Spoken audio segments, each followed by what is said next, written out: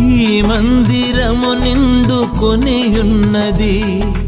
అసమానమైన నీ తేజస్సుతో. సన్మానించెదమో పూర్ణాత్మతో, సన్మానించెదమో పూర్ణాత్మతో. మా మధ్య నీవుంచిన నీ మందిరమును, నీ మందిరము యొక్క సమృద్ధితో,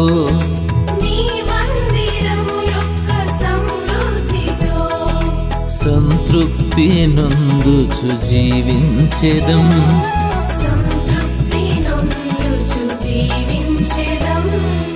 నీ ఆవరణమందునా నిలిచే ధన్యత పొందినా